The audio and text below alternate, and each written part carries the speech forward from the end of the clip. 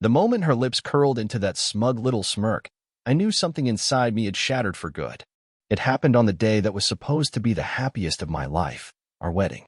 Tiffany stood there in her shimmering white dress, her hand clinging too tightly to her father's arm as he turned to the crowd and sneered into the microphone. "He's not a real man, just a broke loser." And what did Tiffany do? She laughed. Laughed like it was the funniest damn thing she ever heard.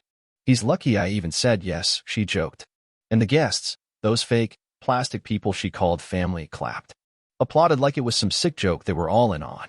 In that moment, standing there in front of 200 people, I wasn't a husband. I was a fool on a stage, the butt of the joke at my own wedding. I saw my little brother, Ethan, shift in his seat. He locked eyes with me, his face pale, hands trembling. And then he stood up. No warning. No hesitation. Just pure rage simmering under his skin.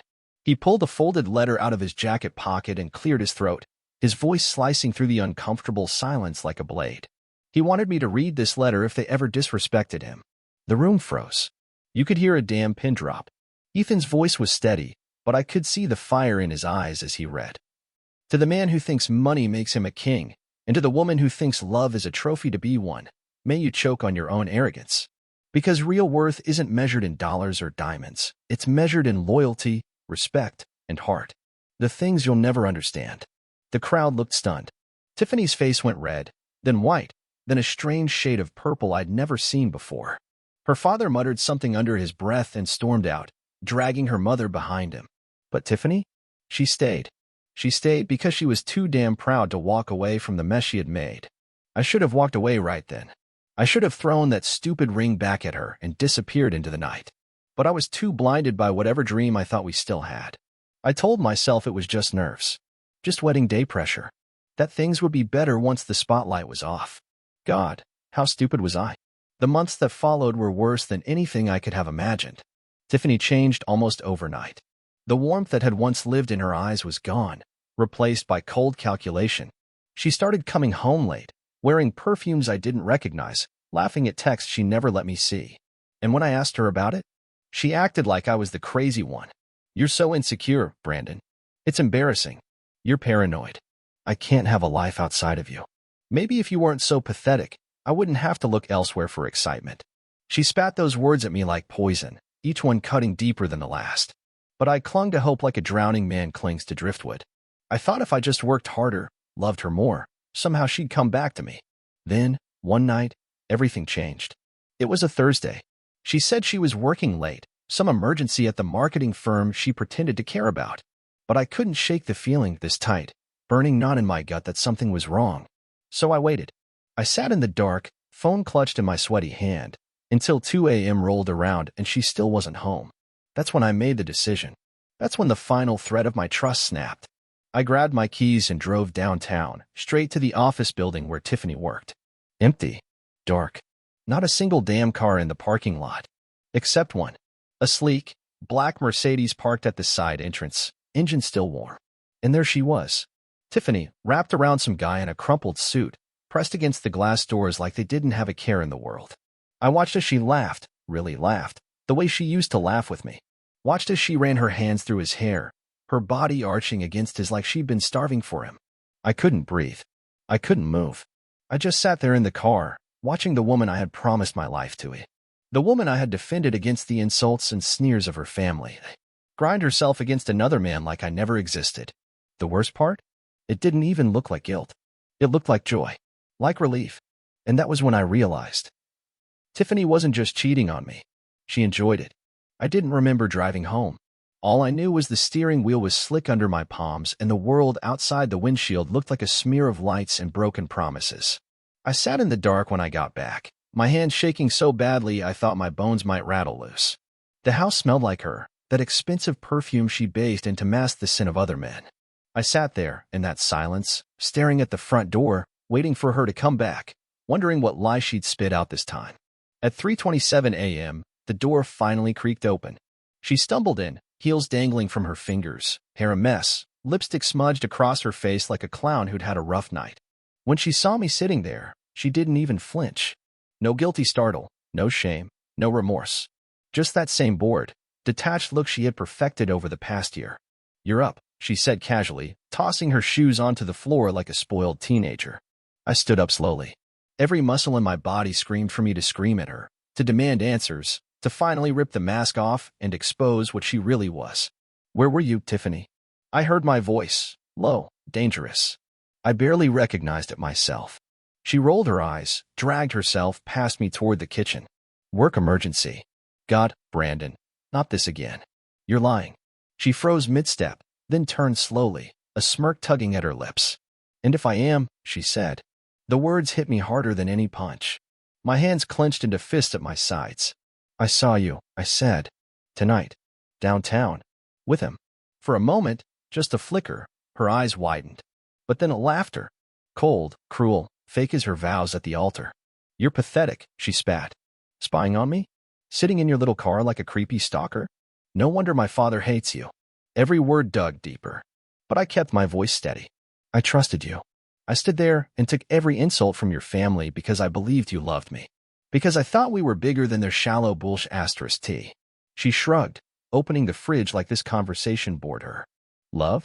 Please," she said, popping open a bottle of wine. "You were a charity project? A fun little distraction. You actually thought you were good enough for me." Something inside me broke right then. Not the kind of break you can heal from. The kind that leaves scars you don't even bother hiding. I stepped closer, my voice barely above a whisper. "Who is he?" She took a long, slow sip, savoring the wine like she was savoring my humiliation. "Which one?" she asked, tilting her head playfully. The room spun. I gripped the back of the chair to steady myself. "You don't even know, do you?" I said. "You don't even care." She leaned forward, lips curling in a cruel smile. "Here's a secret, Brandon," she whispered. "Real men know how to keep a woman interested. You couldn't even keep my attention." The slap echoed in my mind even though my hand never moved. I stared at her, this stranger in my kitchen, and wondered how I had ever loved her. How I had ever believed she was anything but poison wrapped in silk. She sauntered past me again, brushing her shoulder against mine deliberately. "You're not going to do anything," she said. "Because you're weak. You always have been." I watched her walk away, her bare feet padding upstairs like she hadn't just gutted me alive. For a long time, I didn't move. I just stood there, breathing in the sour air of broken dreams, knowing there was no going back. No fixing this. Something shifted inside me that night. Something cold and final. The man who had loved Tiffany, the man who had believed in her, died there in that kitchen. The one who was left behind? He was something else entirely. I didn't sleep that night.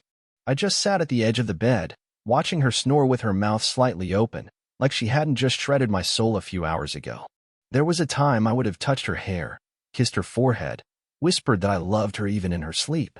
Now, all I could think about was how many other hands had been tangled in that same hair. How many other whispers she had craved more than mine. The darkness wrapped around me like a second skin. By the time the first weak light of dawn leaked through the blinds, my decision was made. I wasn't going to fight for her. I wasn't going to beg, or scream, or cry in front of her. No, I was going to end it on my terms. Quietly. Cleanly. She didn't deserve a dramatic scene. She deserved silence. She deserved the slow burn of realizing she wasn't the one walking away, she was the one getting left behind. I got up, moving carefully so I didn't wake her, and packed a single duffel bag. Just essentials. Everything else, the memories, the gifts, the life we had tried to build, could rot in this mausoleum of a house. As I zipped the bag shut, a faint sound made me freeze. Her phone buzzing on the nightstand. I don't know what made me do it.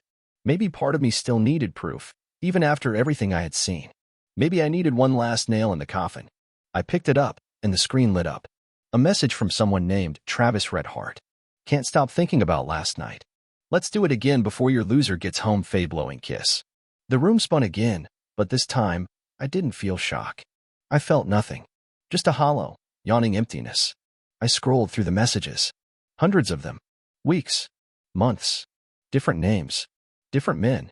Different nights. She had been living a second life right under my nose. And she hadn't even bothered to hide it well. I put the phone back exactly where I found it. Careful. Precise. Let her find it later. Let her wonder when she realizes I know everything. Let her drown in it. I slung the bag over my shoulder and headed downstairs. Every step felt lighter than the last. Freedom. Not the kind you dream about, but the kind you earn through pain and betrayal. When I reached the front door, I paused. One last thing. I grabbed a sticky note from the kitchen counter and scribbled 3 words. You deserve him. No signature. No explanation. I stuck it to the fridge and walked out without looking back. The early morning air slapped me across the face like a warning. Or maybe a blessing. I didn't have a plan. I didn't know where I was going. But for the first time in months, maybe years, I felt alive. Raw. Real. And I knew one thing for sure. Tiffany would wake up to an empty house. No husband. No crutch. No one left to blame. She would have to sit there in her own filth, with nothing but Travis and her own rotting reflection to keep her company. And maybe, just maybe, she'd realize that money, beauty, and fake laughter can't save you when your soul is already bankrupt. But that was her problem now, not mine. I didn't hear from her for 2 days. Not a call. Not a text. Nothing. At first, I thought maybe she didn't care. Maybe she was already too busy wrapped around Travis or whatever warm body came next. But on the 3rd day, around midnight, my phone lit up. Unknown number. I stared at it, thumb hovering over the screen. Some stupid part of me still expected an apology. A confession. Something real. I answered, but I didn't say a word. Brandon. Her voice, small and cracked, like a little girl who lost her way. Pathetic. Brandon, please. I know you're mad, but can we just talk? I made a mistake, okay. I stayed silent. You don't understand, she said, voice breaking. You left, and I realized. I love you. I was stupid. It didn't mean anything. It was just messing around, you know? It's you I want. I almost laughed. The audacity. Messing around. That's what she called it. Grinding on strangers, whispering promises in their ears, letting them touch parts of her I thought belonged to me, messing around. You there? She whispered. Still, I said nothing. I can change, Brandon. I swear. It was a mistake. Please come home. We can fix this. Home. As if that house of lies and betrayal was ever a home. I hung up without saying a word. 15 minutes later, my phone buzzed again. A text this time. I'm outside. My chest tightened. I looked out the window. There she was, standing barefoot in the parking lot of the cheap motel I had checked into. Hair messy, eyes swollen from crying, wearing that old hoodie of mine she used to steal. For a moment, something inside me twisted. The part of me that remembered the girl I fell in love with. The girl who danced barefoot in the rain and laughed so hard she snorted. The girl I thought she was. But that girl was dead. And the creature standing outside was just the ghost of who she used to be. I went down, against every screaming instinct inside me, and opened the door. Tiffany rushed toward me, throwing her arms around my neck, sobbing into my shirt. I'm so sorry, she cried. Please, please don't leave me. We can start over. I'll be better. I swear. Just give me another chance. Her hands clawed at me, desperate, wild. I grabbed her wrists and pushed her gently but firmly away. Her mascara had bled down her cheeks, turning her into some kind of twisted, broken doll. Tell me the truth, I said, my voice low. She blinked up at me, lips trembling. How many? Silence. Her mouth opened and closed like a fish gasping for air. I repeated it, sharper this time. How many, Tiffany? She looked away. I don't know, she mumbled. That was it. That was all I needed. I stepped back, the cold night air cutting between us. You're not sorry, I said. You're just scared of being alone. No, that's not true, she screamed, reaching for me again. I dodged her hands like they were made of fire. You laughed at me at our wedding, I said slowly, every word like a bullet. You let your father humiliate me. You let your family clap while they tore me apart. And you thought I would still beg for you. Her face twisted, ugly with rage now. You think you're some kind of prize, she spat. You're still the same broke loser you were back then. Nobody else is gonna want you. I smiled then, not because it was funny, but because it was over. Truly, finally over. I don't need anyone to want me, I said, especially not a traitor. I turned and shut the door in her face. She screamed something, maybe my name, maybe a curse, but I didn't listen. I just slid down the door, sitting on the floor, feeling a weight lift off my chest. For the first time in years, I wasn't hers. I was mine. The next morning, I woke up to a storm. Not rain, not thunder, worse. Missed calls. 30, maybe more. Text blowing up my phone. So many notifications the screen froze for a second trying to keep up. At first, I thought it was just Tiffany losing her mind. But when I finally unlocked it, my stomach dropped. Posts. Screenshots. Stories. Tiffany had gone nuclear. She had plastered every inch of social media with her version of the story, a masterpiece of lies and manipulation. Photos of me looking tired, screenshots of old texts taken out of context, captions dripping with crocodile tears. I tried so hard to love a man who couldn't love himself. Some people are just broken beyond fixing. Pray for me as I heal from the most toxic relationship of my life. Hundreds of her friends, fake, shallow, brain-dead parasites, flooding the comments with heart emojis and "you deserve better, girl." I felt sick, physically nauseous. She hadn't just cheated. She hadn't just lied. Now she was trying to burn me alive in the court of public opinion, to bury me under the ashes of the life she had already crushed. I wanted to scream, punch something, drive to her house and drag her outside for everyone to see what a fraud she was. But I didn't. I didn't even respond. Instead, I did something better. I called Ethan. My brother picked up on the second ring, voice sharp and ready. "You good?" he asked. "Not really," I said, voice hoarse. "I need a favor." He didn't even ask what. He just said, "Tell me where and when." I smiled for the first time in days. Because if Tiffany thought she could set the world on fire and walk away clean, she was about to learn something important. I wasn't the same man she married. I wasn't going to sit quietly while she dragged my name through the dirt. Later that afternoon, while she was still posting fake crying videos and fishing for sympathy, Ethan uploaded something to the same platforms. The video. The raw, uncut footage from our wedding, the one the videographer had given me a copy of, but that Tiffany had never bothered to watch. The audio was crystal clear. Her father's insult. Her laugh. Her mocking me in front of the guests. The letter Ethan read, word for word. And then the faces. The way people shifted uncomfortably. The way even Tiffany's friends looked away in shame. The caption under the video was simple. "Here's what really happened." No commentary. No insults. Just the truth, laid bare for anyone with eyes to see. It spread like wildfire. Within hours, the tone on her post changed. The likes slowed. The comments got uglier. "Wait, didn't you laugh when your dad called him a loser? Kinda seems like you set him up to fail. This ain't it, sis. If anyone's toxic here, it's you." Watching it unfold was like watching a building collapse in slow motion. Piece by piece, the empire of lies she had built crumbled at her feet. Around midnight, another text buzzed in. "Tiffany, you bastard. You ruined everything." I didn't even bother opening it. I just stared at her name for a moment, then deleted it.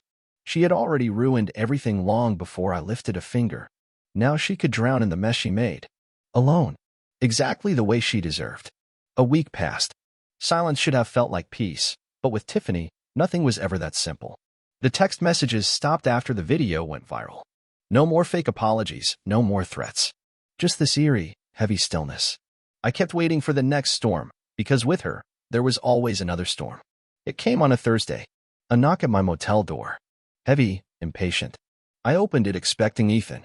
Instead, I found a man standing there in a cheap suit, holding a thick envelope. "Brandon Carter?" he asked, already flipping through his clipboard. "Yeah, you've been served." He shoved the envelope into my chest and walked away before I could even speak. I stared at it, heart pounding. Inside, divorce papers. Filed by Tiffany. And not just that, she was demanding half of everything. Alimony. Lawyer's fees. Even the damn beat-up Honda I was still making payments on. The audacity was so insane, I actually laughed. Laughed so hard tears stung my eyes. She cheated. She humiliated me. She lied and smeared my name across the internet. And now she wanted me to pay her for it. I dropped onto the bed, the papers slipping from my hands. For a long time, I just sat there, staring at the stains on the motel ceiling, thinking about how far we had fallen. We were supposed to build a life together. Now she was trying to strip mine whatever scraps I had left. But here's the thing Tiffany never understood. You can't take from a man who's already lost everything. You can only free him. By the time I stood up, something inside me had crystallized. I wasn't going to fight her. I wasn't going to plead or argue. I was going to burn every bridge so completely that she couldn't find her way back even if she tried. The next morning, I walked into the sleaziest divorce lawyer's office I could find, the kind of guy who looked like he slept in his suit and smelled like cheap cigars. "You want revenge or survival?" he asked, without even looking up from his paperwork. "Both," I said. He smiled. "I'm your guy." We spent the next 6 hours ripping Tiffany's case apart. Turns out, she had made a lot of mistakes. Used our joint accounts to buy gifts for her lovers. left digital footprints everywhere. Even signed receipts at hotels she swore she never visited. By the time we were done, the evidence was a noose around her neck. She wasn't getting half. She wasn't getting a penny. She was getting buried. Later that night, another knock at my motel door. This time, it was Ethan, holding 2 beers and a grin that could have split his face. "You ready for the fun part?" he asked. I took the beer, popped the cap, and nodded. "Let's finish this." Because this wasn't just about getting away from Tiffany anymore. It was about making sure she understood exactly what she lost. Forever. The meeting was set for Saturday morning at a downtown mediation center. Neutral ground, they called it.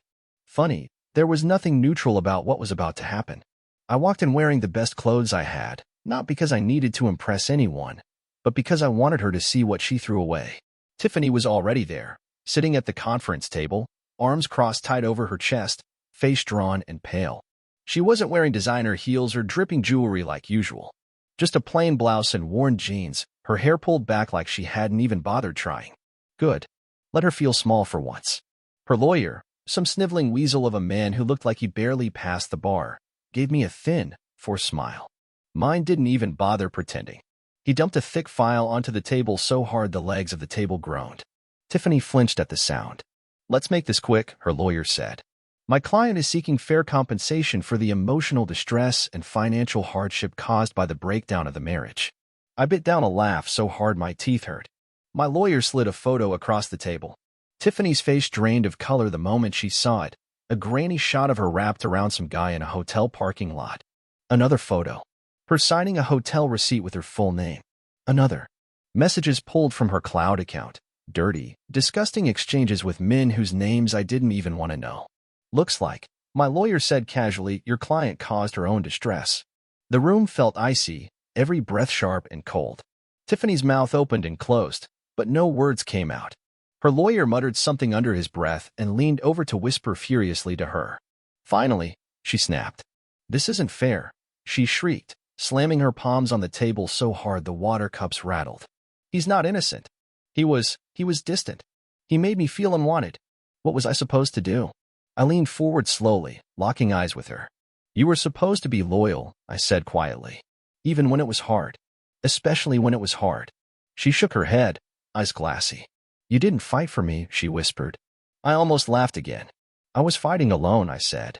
"And you were already in someone else's bed." She sagged back in her chair, deflated. The mediator cleared his throat awkwardly. "Given the evidence," he said carefully, "it would be wise to settle. Quickly." It was over in less than 20 minutes. No alimony. No division of property. Nothing but a cold, clean break.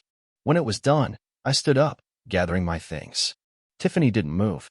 She just sat there, staring at the table, looking smaller than I had ever seen her. For a second, just a split second, a flicker of pity flashed through me. But it died just as quickly. She had laughed at me in front of everyone I loved. She had betrayed me without remorse. She had tried to destroy me when she got caught. She made her choice. I turned and walked out without saying another word. The sun outside was blinding, the street buzzing with life. For the first time in a long time, I realized something. I wasn't just surviving. I was finally free.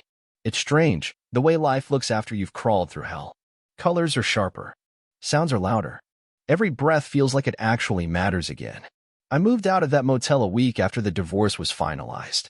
Got a small apartment on the other side of town. Nothing fancy, a worn couch, a cheap coffee maker, a mattress on the floor, but it was mine. No lies. No broken promises rotting in the corners. Sometimes I still catch myself thinking about her. Not with longing, God, no. More like when you touch an old scar and remember exactly how it happened. You don't mourn it. You just nod to it. You survived it. Tiffany reached out once after everything ended. One message. "I miss us." I stared at it for a long minute. Then I deleted it without replying. There was no us. There never was. There was only a man who loved a ghost and a ghost who loved herself. You learn a lot about people when you're at your weakest. You learn even more about yourself. I learned that real love doesn't humiliate you. It doesn't gamble with your heart just because it's bored. It doesn't laugh when you're bleeding. Real love is loyal. It fights when things get ugly. It doesn't run the second someone else smiles wider or promises something shinier. If I could tell anyone going through what I went through one thing, it would be this. If they mock you publicly, they will betray you privately. If someone shows you who they are even once, believe them. Don't make excuses for the hands that strangle you just because you remember when they used to hold you. Don't stay loyal to someone who would set you on fire just to stay warm. Walk away, even if it kills you inside at first. Because someday, maybe months later, maybe years, you'll wake up, stretch your arms, and realize you're breathing clean air again. You'll realize you survived. And they'll still be trapped in the same cycle, choking on the ashes of everything they burned. I don't hate Tiffany. Hating her would still give her power. I don't even pity her. She made her choices. She chose applause over loyalty, lust over love, winning over building. And in the end, she lost everything that mattered. I gained something better, myself. And this time, I'm not giving that away for anyone. Not ever again.